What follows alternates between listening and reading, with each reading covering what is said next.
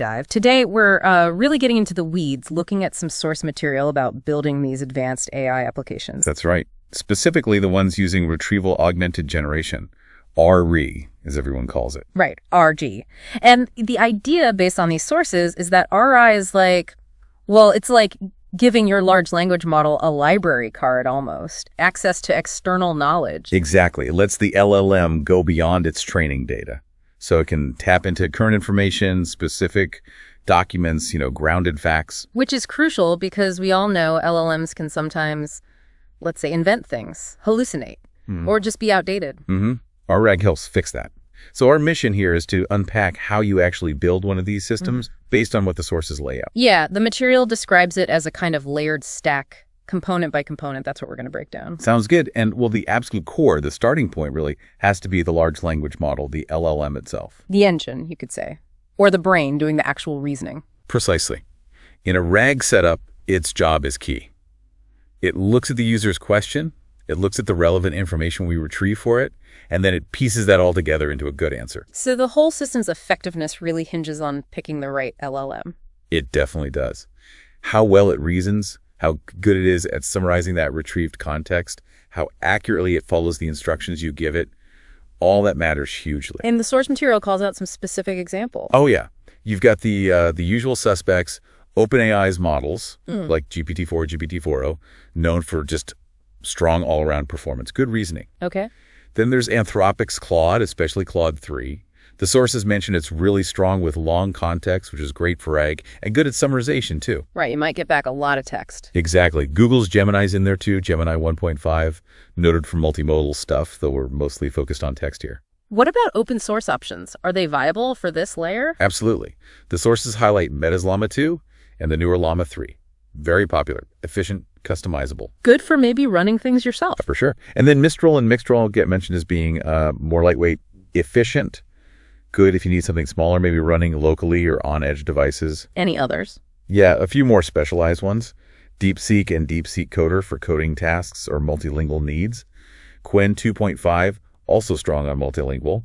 And Google's Gemma, apparently optimized for fine-tuning and edge stuff. So quite a range. Okay, so that's the LLM, the core intelligence. But you can't just point an LLM at a pile of documents, right? There needs to be plumbing, structure. Exactly. That's the next layer the sources talk about. Frameworks and model access layers. Think of these as the orchestrators, the system builders. They simplify putting the application together. Totally. They handle the tricky bits like managing the whole array sequence query comes in, find context, give it to the LLM.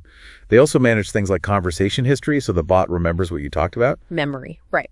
Yeah, memory. And prompt engineering, chaining calls together, connecting to different tools. Yeah. They basically provide the scaffolding for the whole application. So they manage that whole RAG flow we talked about. That's a primary function, yeah. User asks something. The framework figures out, okay, how do I turn this into a search? How do I run the search? How do I take the results, package them up nicely with the original question, and then hand that off to the LLM? Got it. What are some examples the sources mention here? Langchain comes up a lot. It's known for being really modular, supports agents, memory, complex chains of actions, very flexible. I've heard of that one. And Lamy Index is another big one. It's like specifically built with ARG in mind. Really good at the data ingestion part, indexing it, and then querying it efficiently for context. Okay. Haystack is mentioned too, often positioned for maybe more enterprise use cases, building robust pipelines for production RAG. And getting access to the actual models, is that part of these frameworks too? Sometimes. But there are also specific libraries for that. Hugging Face Transformers is huge. It's like a gateway to thousands of models, not just LLMs, but embedding models too, which we'll get to. Makes using their APIs easier. Right. And then there's Ollama, which is super interesting. It lets you run open source LLMs and embedding models right on your own machine really easily. Great for development, testing, privacy. Oh, cool. Local development. Yeah. And OpenRouter.ai is another one mentioned. It acts like a switchboard, a single API that lets you connect to lots of different LLM providers so you can swap them out without rewriting tons of code. Interesting. That sounds incredibly useful for managing complexity. Okay, so we have the brain, the LLM, and the conductor, the framework. Where does the actual knowledge live, the retrieval part of RAG? That brings us to the databases. And here, the source material emphasizes vector databases primarily. though traditional relational databases still play a role. Vector databases, why are they so central to RAG? Because RAG is all about semantic meaning, not just keywords. So you take your documents, break them into chunks, and turn each chunk into a list of numbers, a vector that captures its meaning. A mathematical representation of the text's meaning. Exactly. And vector databases are specifically designed to store billions of these high-dimensional vectors and find ones that are close to each other very, very quickly. Close, meaning similar in meaning. Okay, so when I ask a question... Your question also gets turned into a vector using the same process. The database then compares your query vector to all the document vectors it stores and pulls out the ones that are mathematically closest, the most semantically relevant document chunks. That's clever. Finds related ideas even if the words are different. Precisely. The source lists quite a few options here. There's FAIIs, which is actually a library from Meta, not a full database, but it's super efficient for the core similarity search task. Okay. Then you have full-fledged databases like Milvus and Pinecone Scalable, lots of features, often used in big production systems. Weaviate is mentioned as a strong open source option, lets you store data objects directly as vectors, often has ML features built in. Any simpler ones for getting started? Yep, Chroma is highlighted as being lightweight, easy to set up locally, great for experimenting. And then there's PG Vector. This is really interesting because it's an extension for PostgreSQL. Oh, so you can add vector search to a regular relational database. Exactly. If you're already using Postgres, you can just add vector capabilities right inside it, which is pretty powerful. You mentioned relational databases still have a role, though, like Postgres itself. Oh, definitely. You almost always need both. The vector database handles the fuzzy semantic search on the content. But your standard relational database, like PostgreSQL, is perfect for storing all the structured information around that content. Like what? Things like publication dates, authors, categories, source URLs for the documents. Also, user information, chat logs, maybe application settings. You often use this structured data to filter the results from the vector search, like find me documents about RAG from the last year. The vector DB finds RAG. The relational DB filters by date. Gotcha. So they work together. Okay, LLM, framework, databases. But how does the information get into those databases in a usable format, especially from like messy PDFs or websites? Yes, that's a huge challenge, and it's handled by the next layer. Data extraction tools. Their job is absolutely critical. Get meaningful data out of all sorts of messy, unstructured sources and prepare it for the database. Because the RAG system is only as good as the data it retrieves, right? 100%. Yeah. Garbage in, garbage out, as they say. These tools need to parse different file formats, PDFs, web pages, Word docs, maybe even images. They pull out the actual text content, clean it up. Cleaning, like removing website navigation menus or page numbers? Exactly. Headers, footers, ads, boilerplate stuff. Then they usually need to break the clean text into smaller, manageable chunks for embedding. Some tools are quite smart. They might understand document structure or pull out specific metadata too. What kind of tools are we talking about here? The sources give some cool examples. Llama Parse, which is tied to Llama Index, gets a mention for being good at handling complex PDFs, trying to preserve the layout and structure intelligently. That sounds useful for research papers or manuals. Definitely. DocTR is another one, focused on OCR text recognition from images and layout analysis. Good for scanned documents. Firecrawl is highlighted as an AI web crawler. It doesn't just scrape. It extracts and structures the content, maybe into Markdown or JSON, and can even summarize pages or pull out metadata automatically. Wow, tackling the web intelligently. It's a big area. Scapegraph AI is another mention that uses AI for web extraction, kind of defining what you want using graph structures. And for more enterprise stuff like processing invoices or contracts, there are tools like Google's Document AI with pre-trained models for specific document types. Oh. And interestingly, the source also notes you can actually use powerful LLMs themselves for this. Like you could use the Claude API to programmatically parse a big chunk of text, summarize it, or extract specific pieces of information. Using an LLM to prepare data for another LLM meta? A little bit, yeah. But it shows how versatile these models are becoming. All right, so we've extracted clean text chunks. Now, how do they become those vectors the database needs, that magical meaning to number conversion? That's the job of the final layer in this stack, text embeddings. This is the component that turns text into those numerical vector representations for the semantic search. The translator, essentially. Yeah, or the language of the vector search, as the source puts it. It's the bridge between human words and the numbers the database works with. An embedding model takes the piece of text, could be a document chunk you're indexing, could be the user's query, and it outputs that dense vector. And the key is that similar meanings result in similar vectors. That's the absolute core idea.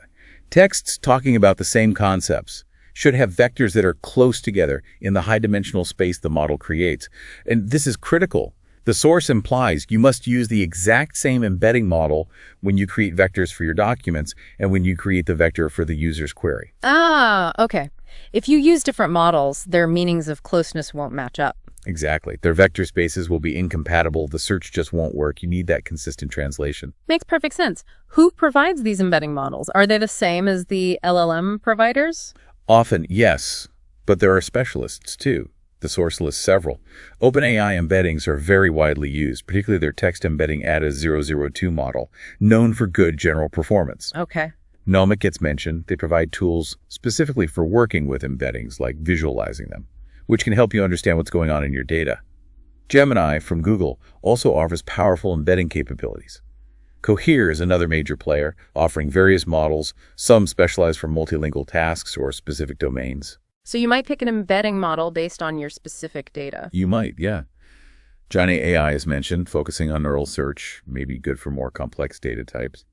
LLMware offers a suite, including embeddings, that they say are optimized for enterprise or domain-specific RG. And again, a llama pops up. You can use it to generate embeddings using open source models running locally on your machine. Lots of choices there, too. Okay, so let's recap the layers. We've got the LLM brain, the framework orchestrator, the databases holding a vector and structured knowledge, the data extraction tools handling messy input, and the text embeddings doing the translation. 5 layers. How does it all come together when I actually ask my RAG-Sense a question? Walk me through that flow the source describes. Right, the seamless flow. It actually starts before your question with data ingestion. You feed your raw documents, web pages, whatever, into the data extraction tools. They parse, clean, and chunk it. Exactly. Then comes text embedding generation. Those clean text chunks go to your chosen embedding model, and out come the vectors. Got it. Vectors generated. Then vector indexing. Those vectors, plus maybe metadata like the source document ID or date, get loaded into your vector database and indexed so they can be searched quickly. That all happens up front. Okay, the knowledge base is built. Now I ask my question. Right. User query and query processing. Your query comes into the framework. And critically, the framework sends your query text to the same embedding model used before. To get the query vector. Precisely. Now the framework has the numerical representation of your question's meaning. Next step.